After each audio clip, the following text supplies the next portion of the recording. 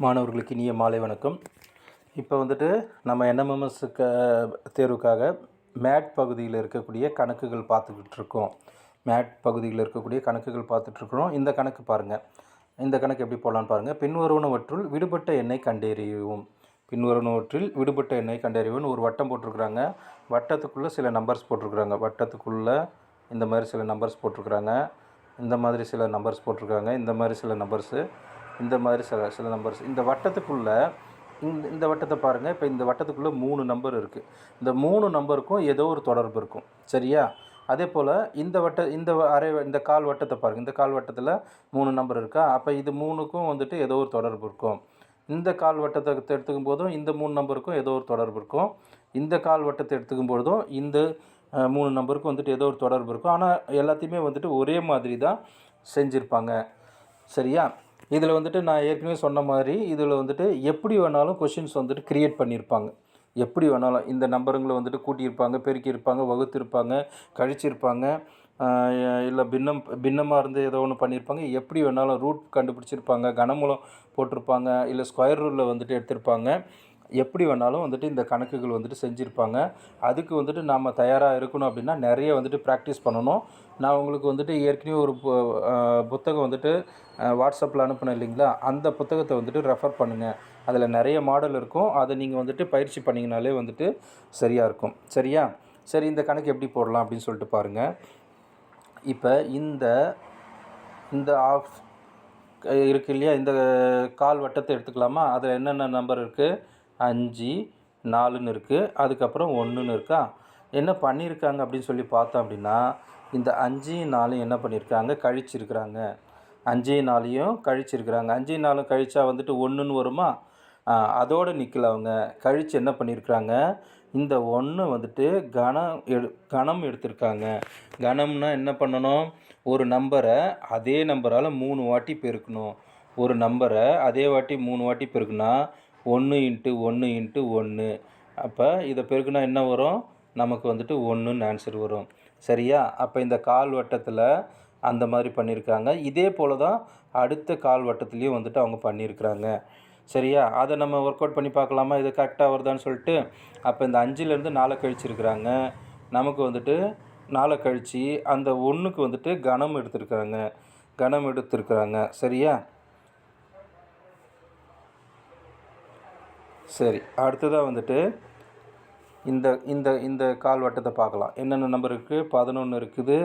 அதுலேருந்து 8 கழிச்சிருக்கிறாங்க. 8 கழிச்சா என்னென்னு வரும்? 3ன்னு வரும். சரியா? 8 கழிச்சா 3ன்னு வரும். அப்புறம் இந்த 3 வந்துட்டு க்யூப் பண்ணியிருக்காங்க. கணம் எடுத்திருக்காங்க. 3 வந்துட்டு க்யூப் பண்ணால் என்ன அப்படின்னாக்கா 3 × 3 × 3. சரியா? இந்த 3 வந்துட்டு 9ன்னு வருமா? இன்னொரு 3 9 27ன்னு வரும். வருதா? அந்த பாரு, இந்த 27 இங்கே இருக்குது பாருங்கள். இந்த ரெண்டுத்தையும் வந்துட்டு இது பண்ணி இதை வந்துட்டு க்யூப் பண்ணியிருக்கிறாங்க.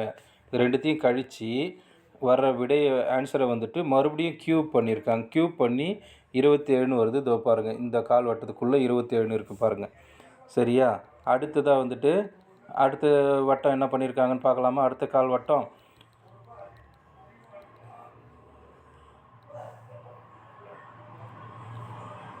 இங்கே பாருங்கள். இந்த கால் வட்டத்தை பாருங்கள். 7 இருக்கா? 7 இருக்குது. அதில் 3 மைனஸ் பண்ணியிருக்காங்க. மைனஸ் பண்ணால் என்ன? 7ல் 3 போச்சுன்னா 4. இப்போ வந்துட்டு 4 அதை வந்துட்டு திரும்ப கணம் எடுத்துருக்குறாங்க. அப்போ 4 3 வாட்டி வந்துட்டு நம்ம பெருக்கணும். 4 × 4 பெருக்குனா என்ன வரும்? 16. இந்த 4 பெருக்குனா 16ன்னு வரும். மறுபடியும் இந்த 16 வந்துட்டு 4ஆல் பெருக்குனிங்கன்னா என்ன வரும்? 6 × 24க்கு 4, மீதி 2, 1 × 4, இந்த 2 வந்துட்டு கூட்டினா 64. இங்கே பாருங்கள், 64 கொடுத்துருக்குறாங்க பாருங்கள். ஆன்சர் வந்துடுச்சா? சரியா? அப்போ அதே போல் தான் வந்துட்டு இங்கே இருக்கிற கணக்கையும் நம்ம வந்துட்டு பண்ணணும். இதை பாருங்கள், இங்கே இருக்கிற கணக்கையும் அதே போல் தான் நம்ம பண்ணணும். பண்ணலாமா?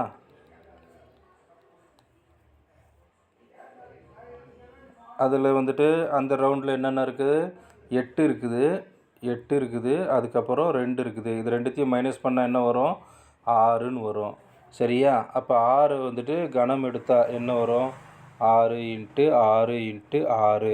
சரியா? 6 6 36 இன்ட்டு 6. சரியா? இந்த 6 6 வந்துட்டு 36 ஆயிடுச்சு. இது 6. சரியா? மறுபடியும் 6 6 36 மீதி 3 6 3 6 3 18.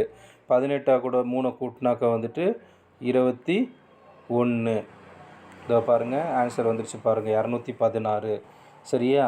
அப்போ இந்த மாதிரி கணக்குகள் வந்துட்டு இந்த மாதிரி தான் வந்துட்டு இது வட்டத்துக்குள்ளே இந்த இந்த கால் வட்டத்துக்குள்ளே இந்த மாதிரி கொடுத்துருக்குறாங்கன்னா இதுக்குள்ளே வந்துட்டு என்ன வேணாலும் பண்ணியிருப்பாங்க. அதை கூட்டியிருக்கலாம், பெருக்கியிருக்கலாம், வகுத்திருக்கலாம், கழிச்சிருக்கலாம், எப்படி வேணாலும் பண்ணியிருப்பாங்க. அப்போ நாம் வந்துட்டு இந்த கணக்கெல்லாம் வந்துட்டு நம்ம ஏற்கனவே வந்துட்டு நிறைய கணக்குகள் போட்டு போட்டு பயிற்சி பண்ணால் தான் இதெல்லாம் நமக்கு எக்ஸாம் போகும்போது நமக்கு தெரியும். இல்லைன்னா நமக்கு வந்துட்டு தெரியவே தெரியாது. சரியா? ஓகே, அடுத்த இன்னொரு கணக்கில் வந்துட்டு சந்திக்கலாம். பாய்.